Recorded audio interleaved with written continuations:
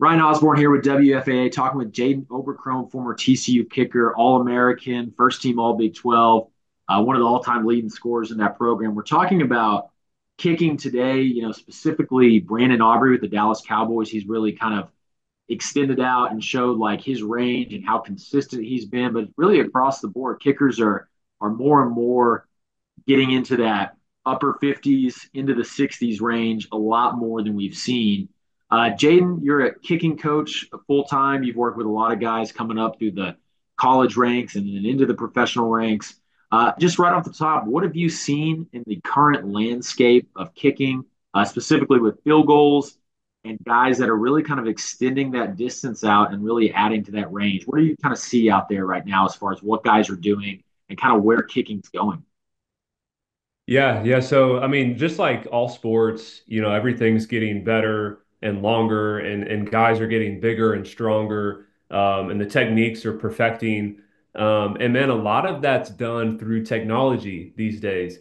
So, like golf, they've had TrackMan for, over a decade, looking at numbers like spin rate and launch angle and distance and all this stuff to maximize like your efficiency when you're out there on the golf course. So TrackMan just started doing they kind of tapped into the kicking industry. So man, there's TrackMans that measure, footballs that are being kicked, the apex, the spin rate, the launch angle, the ball speed. So you have all these things. You have guys who are obviously a lot, bigger and stronger now than they were 20 years ago in the league. So better athletes, and then you have numbers and technology like through TrackMan to back that up, so you can get the best ball speed, the best spin rate, and that all you can let the best guys in the world do that. As far as kicking a football goes, and you have numbers and stuff to back it up through technology. I mean, you're just going to see a 60-yarder hit every week now in the NFL. That's what's really remarkable. I was looking it up, and I think 38 field goals in NFL history have been 60 yards or more, and like 16 of them have happened since 2020. So you're talking about, almost getting into like half of that number happening in the last 5 seasons, which is pretty incredible to see Yeah. that progression. What numbers, when you're looking at the launch angle, spin rate, stuff like that, what is kind of like optimum levels? You may not have the specifics offhand, but what are you kind of looking at as far as a lower or higher spin rate and how that affects how far the ball goes? Yeah, so obviously ball speed's very important. If the ball's traveling faster, it's going to carry farther. But what I look at mainly, especially on like distance, like long field goals or kickoffs, would be the spin rate. So generally, when you get like a little bit slower spin, assuming the ball still has like a high launch angle, that's going to go really far. Because slow spin has faster ball speed. They kind of go hand in hand. When you get a fast spin ball, generally like if somebody hits it off the toe or something, and you get a really fast spin ball, the ball speed's less, thus it doesn't go as far. So for like NFL guys, if they have a fast spin ball from like 55 yards, they still have the leg to get it there. It's not a big deal. But man, when you're talking like 60, 65, even guys hitting 70-yard field goals now pregame, at low altitude, which is crazy. That's when the spin rate and the ball speed kind of matter for those long distance kicks. And when you're coaching kids coming up through the ranks, and then at least what even the NFL kickers are focusing on, where do you coach them to kick on the ball? Like, what's the optimum part of the football to kick to maximize distance and spin and everything that you? Yeah, we call it like the bottom third, so about a third of the way up from the bottom of the football. And your high school and your college balls are kind of the same shape, like your Wilson GSTs, your Nike Vapor Elites, your Adidas Dimes. They're all a little bit more vertical compared to like an NFL football. So NFL football, or it's like the Wilson Duke. There's no stripes on it. They're typically a little bit shorter and definitely fatter in the middle. So I think that's why we see, just the distance, increasing as far as like a college guy who makes it to the NFL. Obviously, they're the best in the world. Like, I'm not taking anything away from them. But the ball itself is a little fatter. When you get a fatter ball, you typically get a little slower spin. So punters and kickoff guys and long field goals, it's going to go farther just because the ball's different. And Brandon Aubrey specifically, what he's been able to do, even though he missed one last week against the Giants, he's been just incredible. He also made a 60-yarder. He made a 65-yarder against the Ravens. I think he's already made 6 kicks at 50 yards and up, which I did some research. 20 years ago, the leading kicker in that category only had 5 50-yard field goals for the whole season. Aubrey's already got 6, which just kind of shows the kind of progression there. But what does he do well? What strikes me is that he just looks so relaxed and fluid in his motion. What do you see that he does really well that kind of gives him that consistency and power? Yeah, so there's two things he does extremely well. Number one is tempo. So when it looks like he's barely swinging or he's very smooth, a lot of people would say, he has very good tempo. So instead of being like a guy who's kind of rough with tempo, it would be like jab, step, kick.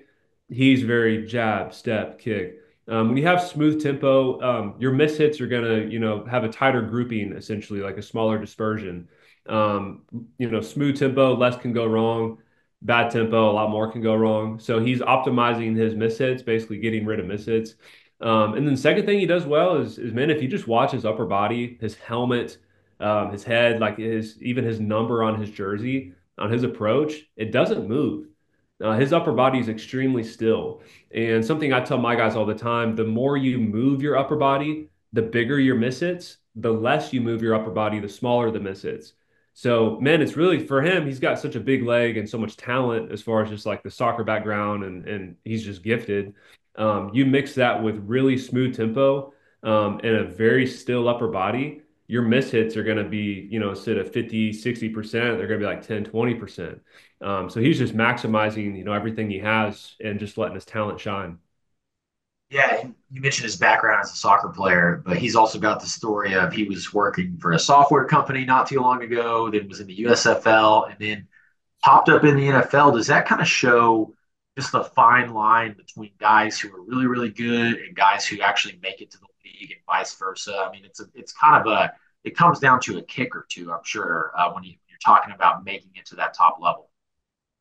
Yeah, you said it. Yeah, it's one or two kicks, and I mean it's as far as training camp goes. If you're competing with another guy, you might go 47 for 50, and the guy behind you went 45 for 50. So those two kicks determined who got that spot.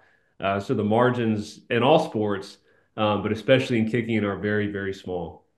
Do you foresee a world in which a 70-yard field goal becomes possible from the standpoint of actually making one in a game? What do you see? I mean, is that the next threshold, or what is the next, I guess, barrier to break through? For kickers. Yeah, I mean, with the technology, with the footballs, I think it's super possible. I mean, me myself, I hit a 75-yard field goal when I was 17. Um, and a lot of long field goals too, especially in games, are condition based and game situation based. So you're not going to send a guy out for a 70-yard field goal, when you're only up by two at the end of the game, like you're probably going to punt it. So you're going to see it, maybe end of halftime, potentially a game winner, where field position doesn't matter. And then condition based. So, is it high altitude? Is it downwind? Sometimes wind can add 10, 12, 15 yards to a kick. And so, I mean, I think those guys, every guy in the NFL can hit a 60-yard field goal, or excuse me, a 70-yard field goal right now under the right conditions. But it's got to make sense in the game, as far as field position and stuff like that goes too. That's incredible to think of, though. I mean, I think that's going to blow people away when that actually happens. I mean, I think it comes down to all the conditions, like you mentioned, but also the coach willing to do it too. Coaches Yeah. can be more on the conservative side, not wanting to give up, a block kick or something like that. So I can see, all of it when it lines up. But that is going to be, I feel like that will happen eventually with the way things are going. Yeah. So last question: what is the kind of the key, I guess, physical attribute for a kicker? I mean, back in the day, kickers were, a lot smaller than they are now, but also not everyone is Sebastian Janikowski either. So, like, what is kind of like the most important physical attribute, and what exercises and training do you recommend to kind of find that that physical attribute that you need to be successful?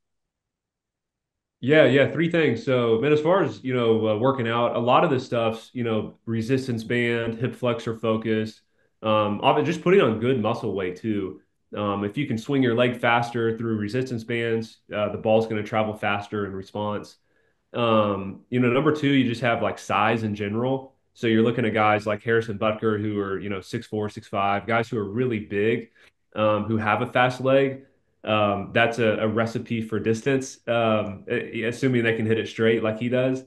And man, I mean, there's just so many things that factor it, but I would say that the third and most final, most important thing is the head. I mean, you got to have the head for it. What I look for in guys is if I'm training a kid and he has the worst hit of his life and the best hit of his life, and he reacts the same both times, he's going to be really, really good.